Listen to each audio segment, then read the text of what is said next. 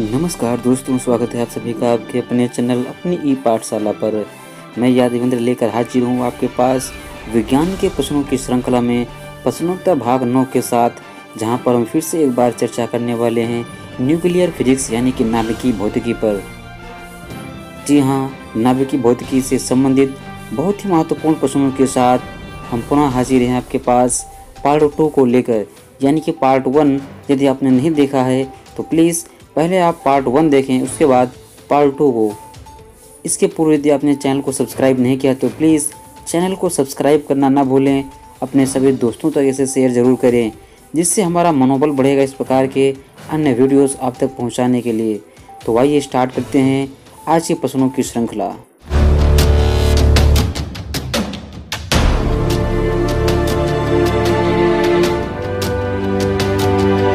जी हाँ, तो आज का फर्स्ट क्वेश्चन क्या है? सोलर सिस्टम को किसने खोजा? फर्स्ट ऑप्शन क्या दिया है? कोपरनिकस ने।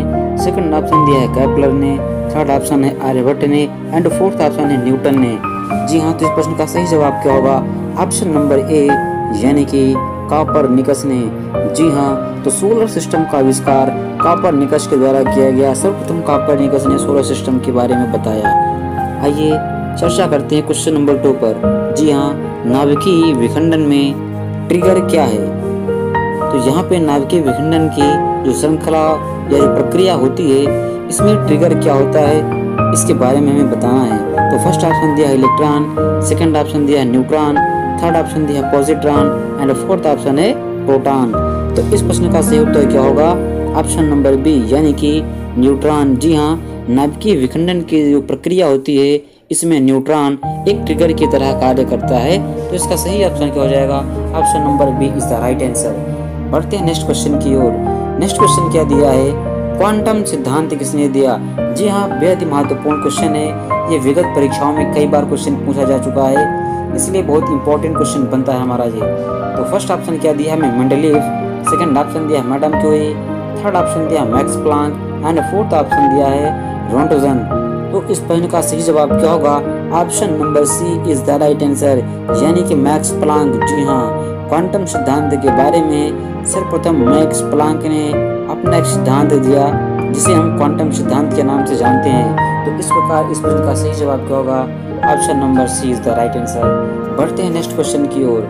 नेक्स्ट क्वेश्चन में दिया है रेडियोधर्मिता का आविष्कार किसने किया? जी हाँ, फर्स्ट ऑप्शन दिया हेनरी बेकुरल, सेकंड ऑप्शन दिया अल्बर्ट आइंस्टाइन, थर्ड ऑप्शन दिया है Robert Koch and last option है लैंडस्टीनर। तो इस प्रकार से इस क्वेश्चन का सही जवाब क्या हो सकता है? इसका सही जवाब क्या होगा? ऑप्शन नंबर ए यानी कि हेनरी बेकुरल। जी हाँ, हेनरी बेकुरल ने रेडियोधर्मिता की खोज की, इसलिए इस प्रश्न का जो सही जवाब होगा ऑप्शन नंबर ए इसका सही जवाब होगा। आइए बढ़ते हैं नेक्स्ट क्वेश्चन की ओर। जी हाँ, एक बेहद ही महत्वपूर्ण क्वेश्चन फिर से हमारे पास में है।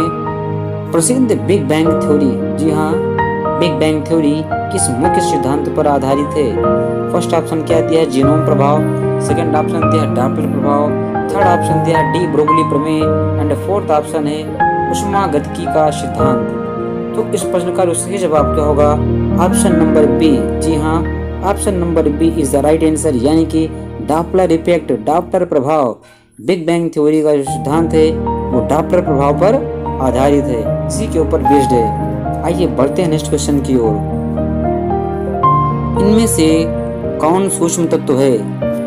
जी हाँ, हमें ये बताना है कि चारों ऑप्शन में जो सबसे सूक्ष्म तत्व कौन सा है उसे हमें चुनना है। तो फर्स्ट ऑप्शन क्या दिया? क्लोरीन, सेकंड ऑप्शन है हाइड्रोजन, थर्ड ऑप्शन है नाइट्रोजन एंड फोर्थ ऑप्शन है ऑक्सीजन। तो इस प्रकार से इस प्रश्न का सही जवाब क्या होगा? Option number B is the right answer यानी कि हाइड्रोजन। जी हाँ, जब हम आवर्त सारणी के बारे में पढ़ते हैं तो जो हमारी पीरियोडिक टेबल है उसका जो फर्स्ट एलिमेंट है यानी कि पहला तत्व है वो क्या है? हाइड्रोजन ही है। इसलिए इस प्रश्न का जो सही उत्तर होगा ऑप्शन नंबर बी यानी कि हाइड्रोजन इसका सही जवाब होगा। आइए बढ़ते हैं नेक्स्ट क्वेश्चन की ओर। भारत का प्रथम परमाणु रिएक्टर किस नाम से जाना जाता है? जी हाँ, तो ये भी एक बेहद इंपॉर्टेंट क्वेश्चन है, ये भी कई परीक्षाओं में पूछा जा चुका है। तो फर्स्ट ऑप्शन क्या दिया है? ट्राम्बे, सेकंड ऑप्शन दिया है अप्सरा, थर्ड ऑप्शन है अग्नि एंड फोर्थ ऑप्शन है नाग। तो इसमें से इसका सही जवाब क्या होगा? Option number B is the right answer यानी कि अप्सरा। जी हाँ, भारत का जो प्रथम परमाणु रिएक्टर है उसे हम अप्सरा के नाम से जानते हैं, या उसका नाम क्या है, अप्सरा है। तो इस प्रकार से इसका सही जवाब क्या होगा, ऑप्शन नंबर बी। आइए बढ़ते हैं नेक्स्ट क्वेश्चन पर। जी हाँ, इलेक्ट्रॉन के आवेश का निर्धारण किसने किया था? तो यहाँ पे हमसे आवेश का निर्धारण पूछा जा रहा है, ना कि इलेक्ट्रॉन का आविष्कार पूछा जा रहा है। तो आइए देखते हैं इसका विकल्प क्या होगा। जी हाँ, इसका फर्स्ट विकल्प क्या है, इसका फर्स्ट विकल्प है चैडविक, सेकंड विकल्प हमको दिया है थॉमसन, एंड थर्ड ऑप्शन क्या दिया है, न्यूटन, एंड फोर्थ ऑप्शन क्या है, मिल्कॉन। तो इसका सही जवाब क्या होगा, option number D is the right answer, यानी कि मिल्कॉन। जी हाँ, इलेक्ट्रॉन के ऊपर जो आवेश है इसके बारे में मिल्कॉन के द्वारा बताया गया। आइए चर्चा करते हैं नेक्स्ट क्वेश्चन के ऊपर। परमाणु में अवस्थित सबसे हल्का कण कौन सा है? तो यहाँ पे हमें परमाणु के अंदर उपस्थित सबसे ज्यादा हल्का जो कण है इसके बारे में बताना है। तो फर्स्ट ऑप्शन पे क्या दिया है, प्रोटॉन, सेकंड ऑप्शन पे दिया है इलेक्ट्रॉन, थर्ड ऑप्शन पे दिया है न्यूट्रॉन, एंड फोर्थ ऑप्शन दिया है इनमें से कोई नहीं। तो इस प्रश्न का सही जवाब क्या होगा, ऑप्शन नंबर बी, यानी कि इलेक्ट्रॉन। जी हाँ, परमाणु के अंदर उपस्थित सबसे जो हल्का कण होगा वो क्या होगा, इलेक्ट्रॉन होगा। तो इस प्रकार से ऑप्शन नंबर बी हमारा सही जवाब होगा। बढ़ते हैं नेक्स्ट क्वेश्चन पर। लकड़ी की आयु ज्ञात करने में सहायक है? तो फर्स्ट ऑप्शन क्या दिया है, कार्बन 14, सेकंड ऑप्शन दिया यूरेनियम, थर्ड ऑप्शन दिया कोबाल्ट, एंड फोर्थ ऑप्शन दिया आपको पोलेनियम। तो इस प्रकार से इस क्वेश्चन का जो सही जवाब क्या होगा, ऑप्शन नंबर ए, यानी कि कार्बन 14। जी हाँ, किसी भी लकड़ी की आयु ज्ञात करने के लिए सबसे सहायक होता है वो क्या होता है, कार्बन 14, यानी कि इस प्रश्न का ऑप्शन नंबर ए सही जवाब होगा। Option number A is the right answer. बढ़ते हैं नेक्स्ट क्वेश्चन पे। जी हाँ, पॉजिट्रॉन किसका प्रतिकण यानी कि एंटी पार्टिकल है? तो यहाँ पे हमें बताना है कि पॉजिट्रॉन किस एलिमेंट का एंटी पार्टिकल है। तो फर्स्ट ऑप्शन में क्या दिया है, इलेक्ट्रॉन का, सेकंड ऑप्शन दिया है प्रोटॉन का, थर्ड ऑप्शन दिया है न्यूट्रॉन का, एंड फोर्थ ऑप्शन क्या है, मेसॉन का। तो इस प्रकार से इस क्वेश्चन का जो सही जवाब होगा ऑप्शन नंबर ए। जी हाँ, option number A is the right answer, यानी कि इलेक्ट्रॉन का। तो इलेक्ट्रॉन के एंटी पार्टिकल की बात की जाती है तो हम क्या बताते हैं कि पॉजिट्रॉन क्या है, इलेक्ट्रॉन का एंटी पार्टिकल है। तो इस प्रश्न के हिसाब से पॉजिट्रॉन किसका प्रतिकण होगा, तो option number A is the right answer, यानी कि इलेक्ट्रॉन का। आइए बढ़ते हैं नेक्स्ट क्वेश्चन पर। पृथ्वी की आयु का आकलन किया जाता है, निम्न में से चार ऑप्शन दिए हैं, हमें बताना है कि पृथ्वी की जो आयु है वो किस आकलन से किया जाता है। तो फर्स्ट ऑप्शन क्या दिया है, यूरेनियम डेटिंग से, सेकंड ऑप्शन दिया है कार्बन डेटिंग से, थर्ड ऑप्शन दिया है परमाणु घड़ी से, एंड फोर्थ ऑप्शन क्या है, जैविक घड़ी से। तो इस प्रश्न का सही जवाब क्या होगा, option number A is the right answer. जी हाँ, यानी कि यूरेनियम डेटिंग से। तो पृथ्वी की जो आयु है उसका आकलन हम जब भी करते हैं तो यूरेनियम डेटिंग की सहायता से इसका आकलन किया जाता है। तो आइए बढ़ते हैं नेक्स्ट क्वेश्चन पर। गामा किरण की खोज किसने की?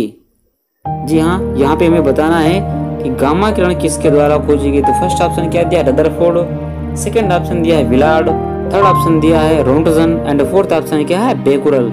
तो इस प्रश्न का सही जवाब क्या हो जाएगा, option number B is the right answer, यानी कि विलार्ड। जी हाँ, गामा किरणों की खोज विलार्ड के द्वारा की गई। आइए बढ़ते हैं नेक्स्ट क्वेश्चन पर। नेक्स्ट क्वेश्चन में दिया है जीवाश्म की आयु का निर्धारण किसके द्वारा होता है। तो ये भी एक बेहद ही महत्वपूर्ण क्वेश्चन है और विगत कई परीक्षाओं में पूछा गया है। तो आइए देखते हैं फर्स्ट ऑप्शन क्या दिया है, रेडियो कार्बन डेटिंग से, सेकंड ऑप्शन दिया है यूरेनियम डेटिंग से, थर्ड ऑप्शन दिया है परमाणु डेटिंग से, एंड लास्ट ऑप्शन दिया है इनमें से कोई नहीं। तो इस प्रश्न का सही जवाब क्या हो जाएगा, ऑप्शन नंबर ए। जी हाँ, रेडियो कार्बन डेटिंग इसका सही जवाब होगा। Option number A is the right answer, यानी कि किसी भी जीवाश्म की आयु का जब निर्धारण करना होता है तब हम रेडियो कार्बन डेटिंग की सहायता से उसका निर्धारण करते हैं। आइए बढ़ते हैं नेक्स्ट क्वेश्चन पर।